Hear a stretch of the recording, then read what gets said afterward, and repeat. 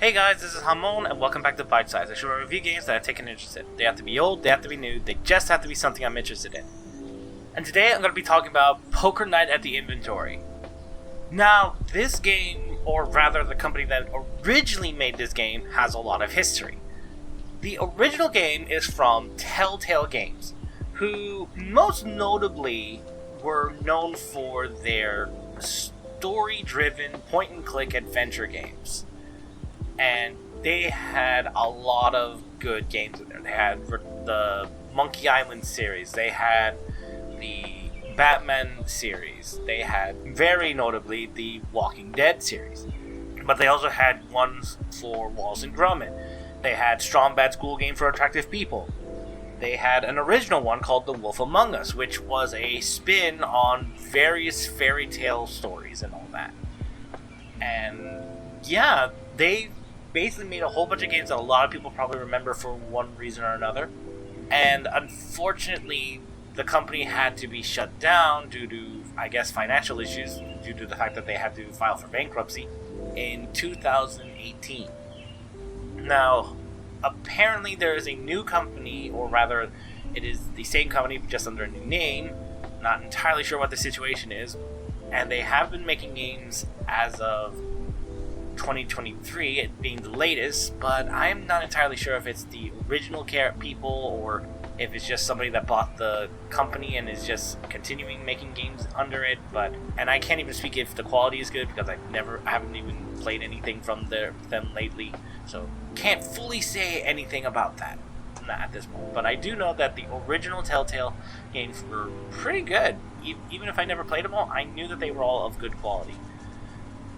So there's that. Now, this one that I'm talking about specifically, this Poker Night at the Inventory, was remade by Skunk Ape, and they did a really good job for what it was.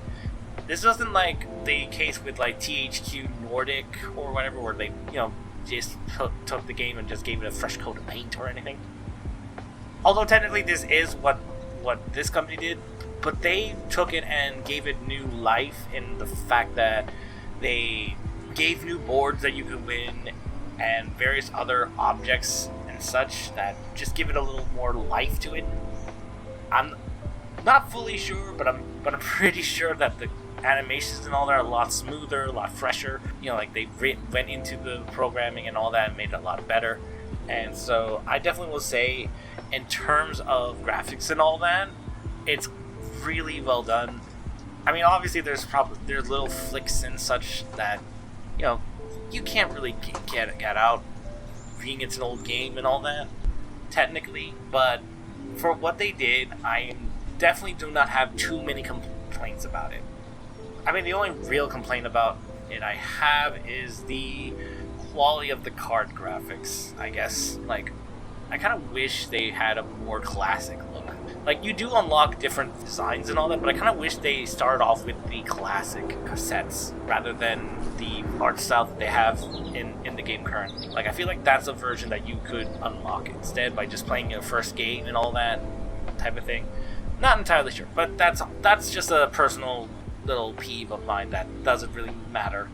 Now, in terms of the gameplay aspect, this is basically Texas Hold'em. So, if you ever played that game, you should know how it works. But for those that don't know, it's rather simple. You get 2 cards, and everyone else gets 2 cards, obviously. You decide whether you want to bet, or call, or just check if you're one of the people that bought into the game with the high bid. And so, once everything is settled, the first 3 cards are laid out, and then you decide whether you want to bet, or fold, or check. Now, you can bluff, and you can do all kinds of things to try and get them to leave the game, but it all comes down to luck in many aspects. That once everything's settled, the next card comes out, then you do the whole thing again, and then the final card comes out, we do the final round of betting and such, and we then see who has the better hand. If it turns out somebody has the highest possible hand of all the cards, they win the pot. Now, there are chances that somebody's going to have a side pot at times because either they went all in, and so there's like a side pot to see if someone gets that. But otherwise, whoever wins all the cash. And that's generally it. However, for this one, you're not playing normal characters. You're playing characters from 4 different IPs. And they are Max from 7 Max, Strong Bad from the Homestar Runner series, Heavy Weapons Guy from Team Fortress 2, and Tycho from Penny Arcade, who I will be completely honest, I only know him from this game because I never really read the Penny Arcade comics. Like, I know he's from the webcomics, but that's all I know. Max, I didn't really play the game, but I at least watched the videos I've seen of him.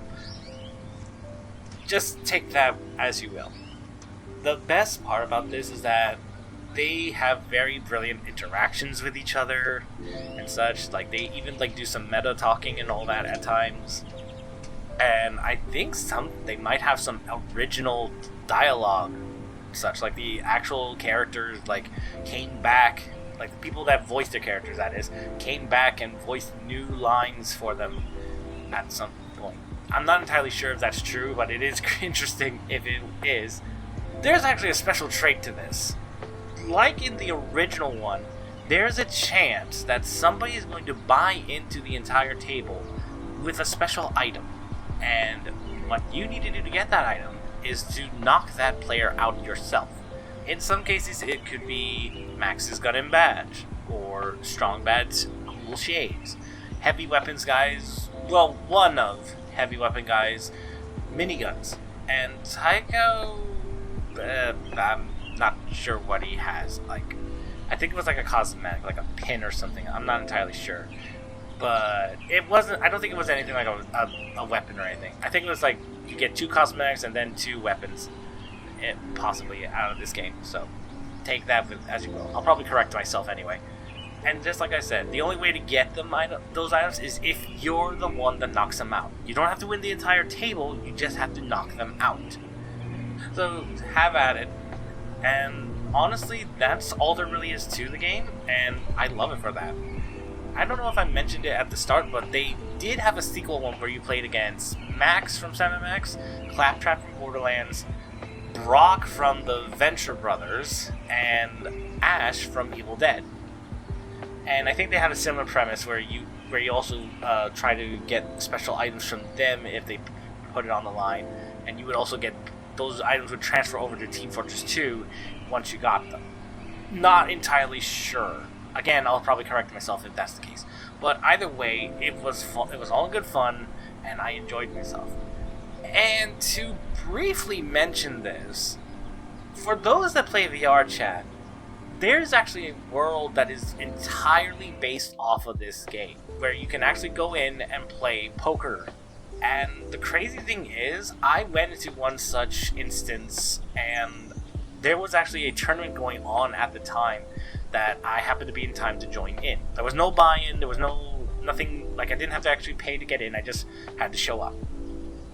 And after several long rounds, I actually came out on top. And I won. I had a choice of my prize. I could either get an avatar that the person would pay for, or 3 months of VR Chat Plus. And so I originally went for the avatar, but after a while I was like, you know what, I'm not going to waste any time, I'm just going to get the 3 months. And so now I'm enjoying myself. But all in all, the actual game is pretty good. I enjoy playing it every now and then. Like, it's not a game that I'm just gonna keep playing just for the hell of it. It's basically like, oh, I want to play this every now and then type of thing. And so, yeah, definitely check it out. It is available on Steam for the price that you can see. And that's all I'll really say. Thank you all so much for watching. I hope you enjoyed this episode of Bytesize. If you did, please leave a like, favorite, and subscribe to the channel for more videos like this. Check out my socials so you know when I post other stuff, and I will see you next time. Bye!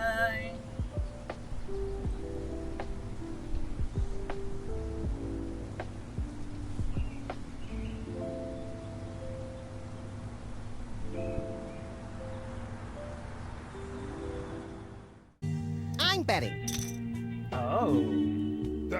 I raise. Oh, shit. Nope. For fun. Let's call it. Raise. Oh, what the fuck? I am out. Screw it up. Let's call this bullshit. I bet.